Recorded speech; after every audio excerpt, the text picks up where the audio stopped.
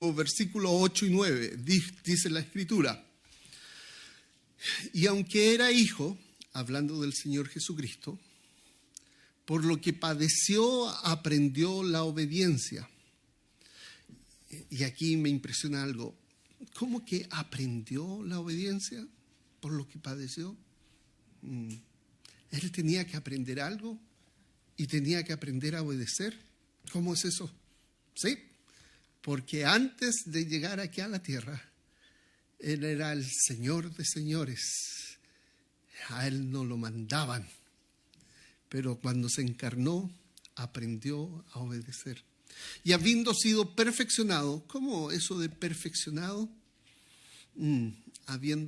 La idea es que Él tenía que cumplir ciertos requisitos para llegar a ser, aquí dice el texto, vino a ser autor de eterna salvación para todos los que le obedecen. Fíjense, Él tenía que cumplir, Jesús, el Mesías, ciertos requisitos para llegar a ser el autor de la salvación. No podía sin esos requisitos. Y uno de los requisitos que el Hijo de Dios, el eterno Hijo de Dios, uno de esos requisitos era tomar forma humana. ¿Ya? Génesis capítulo 3, versículo 15. Bueno, entonces, Cristo desde su encarnación hasta su resurrección cumplió cada promesa divina para poder redimirnos, siendo perfeccionado a través del sufrimiento y la obediencia. El cumplimiento de las promesas de Dios no solo incluyó su encarnación como la simiente de la mujer prometida en Génesis, sino también su rol como descendiente de Abraham y de David. Fíjense lo que estoy diciendo. El ser perfeccionado, Cristo, el completar los requisitos para ser el Salvador, el autor de la salvación, era: 1, ser la simiente de la mujer; 2, ser descendiente de Abraham; 3, particularmente ser de la familia de David. Y fíjese lo que dice Génesis 3:15. Y habla acerca, Dios declara que la simiente de la mujer, nótese, la simiente, no los simientes, no los herederos. No dice que el hijo de ambos, de Adán y Eva, dice solamente la simiente de la mujer. Pondré enemistad entre tú y la mujer, entre tu simiente y su simiente. Él, la simiente de la mujer, te herirá en la cabeza y tú le herirás en el calcañar.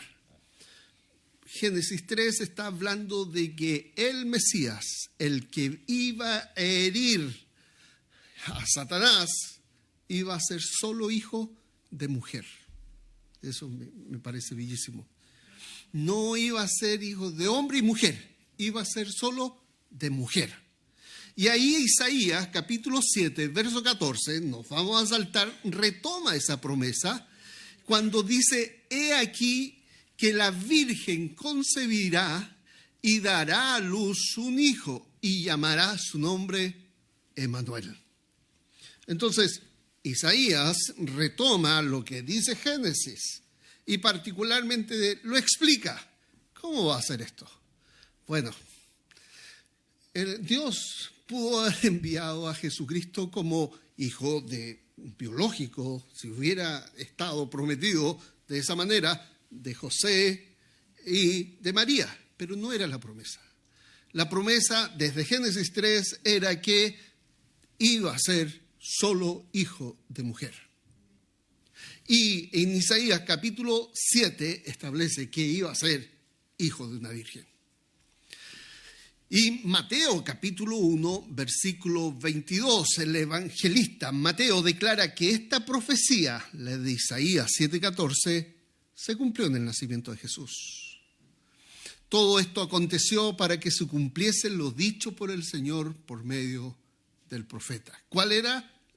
Que el Mesías iba a nacer de una virgen, que conectaba con lo que Dios le había dicho a Eva, que el Mesías iba a ser solo simiente de ella. Ahora, entonces, fíjese, uno de los requisitos para ser perfeccionado, comillas, era que el Hijo de Dios, el eterno Hijo de Dios, iba a encarnarse, y el medio para encarnarse, hacerse hombre, era una mujer, y una mujer virgen. Si eso no ocurría, entonces el requisito no se cumplía. Es como si estamos tiqueando, dice, requisito cumplido. Y el primer requisito cumplido es nacer de una mujer, y particularmente de una mujer virgen. Ahora, fíjense otro requisito. Vamos a Génesis capítulo 22, versículo 18.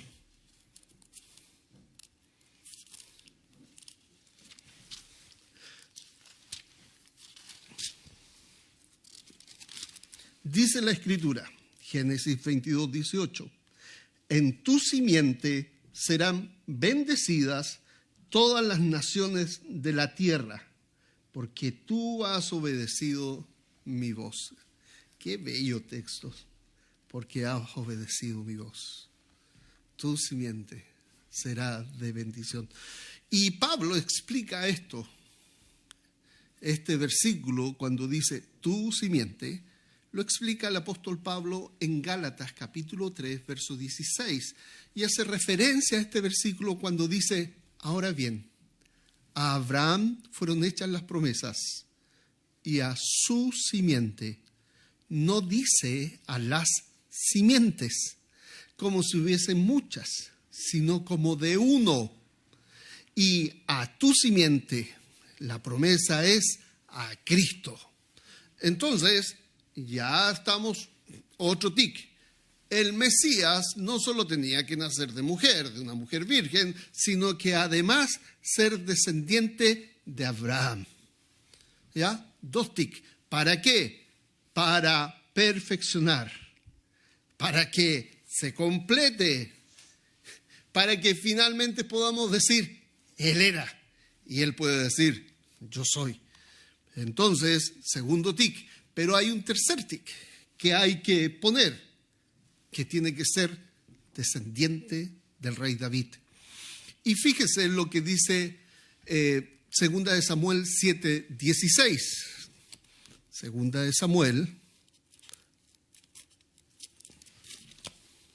7, 16. Dice la Escritura, tu casa y tu reino permanecerá para siempre delante de mí. Le está hablando Dios a David. Tu trono será establecido para siempre. ¿Qué se le aseguró a David? Se le aseguró, si uno sigue leyendo la porción, que uno de sus descendientes reinaría eternamente. ¿Ya? Entonces, otra promesa. ¿Qué promesa? Que el Mesías, para llegar a ser autor de eterna salvación, tenía que ser de la familia de David. Tenía que llevar el apellido de David. Ahora, mira lo que dice en Mateo capítulo 1, versículo 6. Y aquí tenemos que ver tanto a Mateo como a Lucas, porque Mateo toma la genealogía y analiza la genealogía. Pero Mateo dice que David engendró, Mateo capítulo 1, verso 6, engendró a Salomón, la que fue mujer de Urías. No se menciona Betsabé, pero se menciona Urías. ¿De quién fue? Bueno, el hijo fue Salomón. A todo esto, no importa, y lo he dicho en otras ocasiones, todo hijo es por gracia, a pesar de nosotros. ¿Ya? Todo hijo es una bendición del Señor. Todo hijo lleva como inmerso la gracia de Dios. Y Salomón, a pesar de ser hijo de la mujer de Urías, fue escogido para ser rey y para estar en la línea del Mesías. Y a pesar de lo vivido Betsabé con David, también fue escogida para estar en la genealogía de Jesús. Y aquí aprovecho de decir, en la genealogía de Jesús no solamente estaba esta mujer, sino que también estaba Rahab, que había sido una prostituta. En la genealogía de Jesús no solamente estaba Rahab, estaba Ruth, la moabita, que era un pueblo maldecido por Dios y que no podía formar parte de la línea de Israel. Sin embargo, por pura gracia, Dios permitió. Y otra mujer que está mencionada es la nuera de Judá. La nuera de Judá que se involucró con el suegro y del cual nacieron su suegro Judá, del cual nacieron 2 hijos, y de uno de los hijos está en la línea del Mesías. 4 mujeres que realmente ninguna de ellas la elegiríamos como esposa. Cada una de ellas vergonzosas. Pero sin embargo, Dios las eligió para ser parte de la línea del Mesías. Impresionante. Ahora, fíjense cómo dije, Mateo habla de que David engendró a Salomón, pero en Lucas capítulo 3, versículo 31, no es Salomón el mencionado como en la línea, sino que es otro hermano. Aquí Mateo y Lucas tienen 2 genealogías y la genealogía se empieza a dividir en los hijos de David, pero ambos son hijos de David. Está Salomón y está Natán, versículo 31 de Lucas 3, hijo de Melea, hijo de Mená, hijo de Matata, hijo de Natán, hijo de David. Fíjense, 2 hijos que eran hermanos. Algunos dicen que Natán también era hijo de Betsabé. Entonces tengo 2 hijos de Betsabé. Uno es Natán, que lleva el nombre del profeta Natán, que confrontó a David con su pecado. Y tengo el otro hijo, Salomón, ambos hijos de David y de Betsabé. Ahí se divide la genealogía en Lucas y en Mateo, y terminan siendo 2 genealogías. Algunos dicen que una se refiere a José y otra a María. Yo creo que ambas se refieren a José y que solamente vieron la línea del Mesías por 2 lados, los hijos de Salomón y los hijos de Natán, que nos llevan al mismo hijo de David. Entonces, se cumple otro ticket. ¿Cuál es? Que el Mesías tenía que ser hijo de David. Ya llevamos hijo de mujer, hijo de una mujer virgen, descendiente de Abraham, de la familia de David. Pero Jesús no solo era el rey prometido, sino también debía cumplir otro rol esencial, según la ley mosaica. Ya, entonces Jesús nace. Y nace sabiendo que Él es el rey. Pero para llegar a ser salvador y ser autor de salvación, Él tenía por necesidad ser sacerdote. Y si no era sacerdote, no podía ser autor de dicha salvación. Y ahí estamos mal, porque los sacerdotes son de la familia de Aarón, descendiente de la tribu de Leví. Y Jesús, según la carne, era de la familia de David, descendiente de la tribu de Judá. Entonces tenemos 2 aspectos. o dos familias, o dos tribus que se contradicen. O eres de este lado o de este lado. No pueden ser las dos cosas. No puede ser de Judá y de Leví al mismo tiempo. O eres de uno o eres de otro. Y Jesús, según la carne, era descendiente de David. Y tenía todo el derecho, por la herencia de su sangre, de tomar el trono. El ticket de tomar el trono y ser rey estaba cumplido. Pero ¿cómo llega a ser sacerdote? Veamos Salmos. Salmos 110, verso 4. Entonces tenemos un dilema. Según la ley, los sacerdotes debían descender de Aarón, y lo cual parecía una contradicción, ya que Jesús era de la tribu de Judá. Sin embargo, el Salmo 110, verso 4, resuelve este dilema, cuando declara, comillas, juró Jehová, y no se arrepentirá.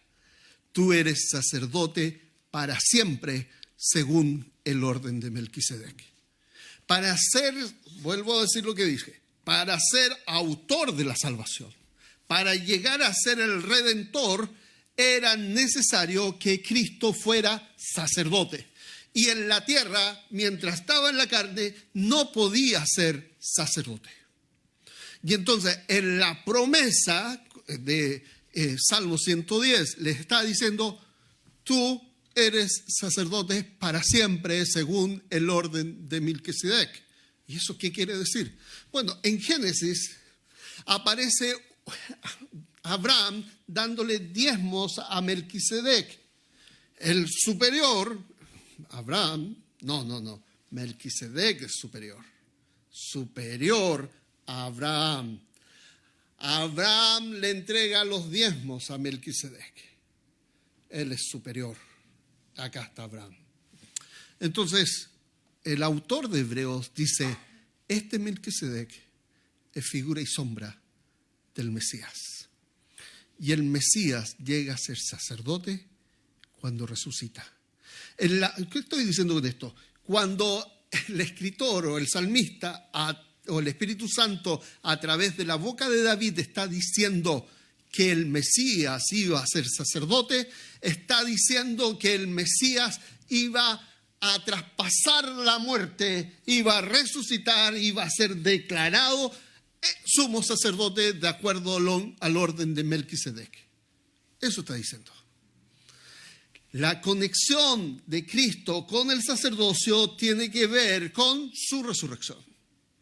Y estaba implícito para los que lo leían de que Jesús, el Mesías, resucitó, por eso fue declarado sacerdote de acuerdo al orden de Melquisedec. Quizás nosotros hoy día no lo entendamos mucho, pero es simple. Para ser sacerdote tenía que haber muerto y resucitado. Si no había muerte y no había resurrección, no podía ser declarado sacerdote. Para el escritor de Hebreos lo explica así. Dice, Melquisedec, capítulo 7, versículo 16. Melquisedec, presentado en Génesis como un sacerdote y rey eterno, prefigura el sacerdocio de Jesús. Hebreos 7:16 explica que Jesús fue hecho sacerdote no según la ley del mandamiento acerca de la descendencia. O sea, no porque fuera descendiente de Aarón, sino, y acá esta palabra es bellísima, sino según el poder de una vida indestructible. ¿Cuándo se vio ese poder de esa vida indestructible? Cuando resucitó. Cuando resucitó, Cristo fue hecho sacerdote, según el orden de Melquisedec. Entonces, fíjense lo que está diciendo. Lo que está diciendo, particularmente Hebreo, está diciendo, Cristo llega a ser autor de eterna salvación porque fue perfeccionado para llegar a serlo. Y eso implicaba que iba a nacer, iba a sufrir, iba a morir, iba a resucitar. Y entonces, una vez resucitado y entrado en el cielo, autor de eterna salvación. Si Cristo nace, es para morir. Y si muere, es para resucitar. Y si resucita, es para sentarse en la diestra de la gloria y la majestad. ¿Ya? Y si hace todo esto, es para llevarnos con Él. ¿Me entienden todo? Entonces, Cristo es Rey, ¿de acuerdo? Según David, de la línea de David. Cristo es sacerdote, sumo sacerdote, por su resurrección, según el orden de Melquisedec.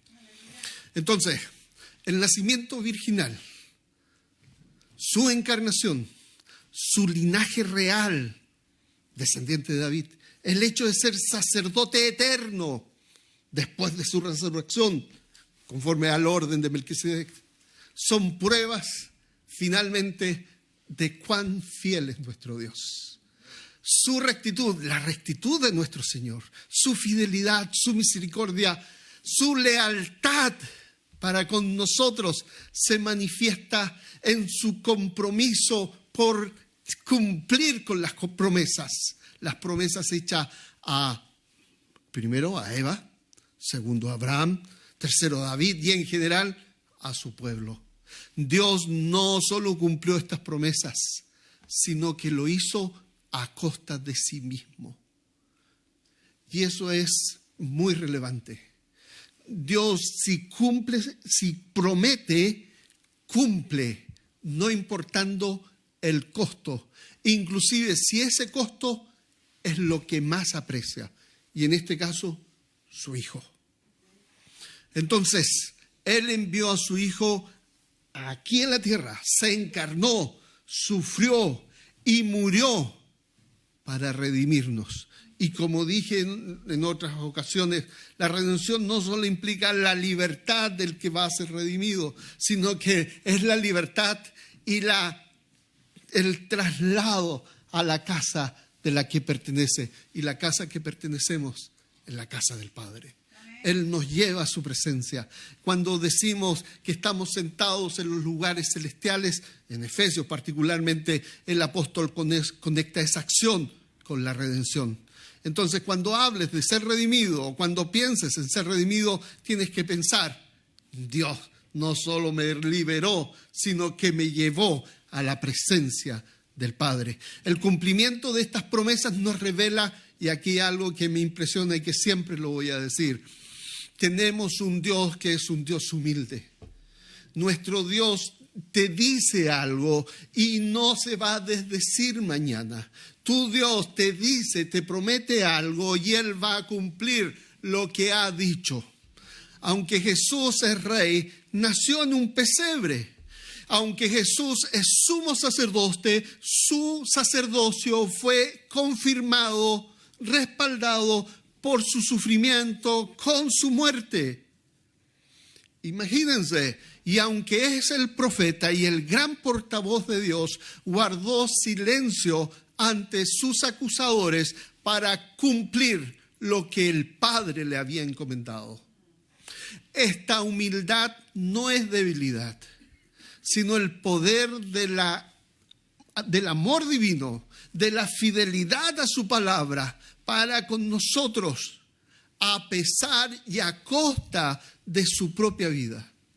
Y aquí tengo que decirlo, queridos hermanos, esta Navidad celebremos que Cristo fue perfeccionado para cumplir todas las promesas de Dios. Él es la simiente de la mujer, la simiente de Abraham, el rey descendiente de David, el sumo sacerdote eterno según el orden de Melquisedec. Cada aspecto de su vida, de su nacimiento, de su encarnación, de su sufrimiento, de su muerte, de su resurrección, de su entronización, fue con el propósito de ser perfeccionado para llegar a ser autor de eterna salvación. Recordar el nacimiento de Jesús. Entonces celebremos que la fidelidad de Dios nunca falla en cumplir su palabra, en actuar con amor y en amor para con nosotros. Este es el Dios que adoramos, fiel, humilde y lleno de amor, que redimió a su pueblo a un costo infinito. Gloria a Dios en las alturas y paz en la tierra y buena voluntad para con los hombres. Finalmente, Romanos 8:32, fíjese lo que dice allí. Pablo expresa una declaración poderosa sobre el amor y la generosidad de nuestro Dios para contigo, para su pueblo. El versículo dice: el que no escatimó ni a su propio Hijo, sino que lo entregó por todos nosotros, ¿cómo no nos dará también en Él todas las cosas? Si Él cumplió esta gran promesa, también cumplirá estas pequeñas promesas. Este pasaje nos muestra que Dios, al entregar a su Hijo único, ya nos ha dado el regalo más grande e invaluable. No retuvo a su propio Hijo. Podemos tener plena confianza que nos dará todo lo necesario para nuestra salvación, para nuestra vida y para nuestro bienestar eterno. Este versículo refuerza la idea de que la fidelidad de Dios en cumplir sus promesas, no importa cuánto le cueste, Él lo va a llevar a cabo. Porque tu Dios es un Dios que cumple sus promesas a pesar de ti, a pesar de tus dudas. Pero tengo que decirte, ¿quieres disfrutar?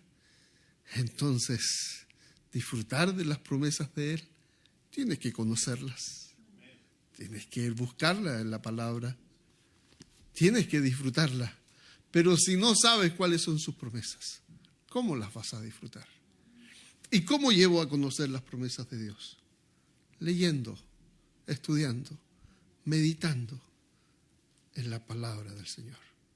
Hermanos, Dios y su fidelidad están contigo en los tiempos complicados que vienen y también en los tiempos de prosperidad que vienen. Disfrutemos y agradezcamos lo que Dios nos ha dado en Cristo. Oremos, hermanos. Señor, gracias te damos por tu palabra. Gracias porque Cristo fue perfeccionado para ser autor de eterna salvación. Se encarnó, se hizo hombre, siendo el Dios eterno. Habitó entre nosotros y tu palabra dice, vimos su gloria, gloria como del unigénito del Padre, lleno de gracia y de verdad. La gracia de Dios misma, manifestada y revelada en sus actuaciones. Su ternura, su humildad, todo habla de ti, Señor. Gracias porque Él nos revela cómo tú eres.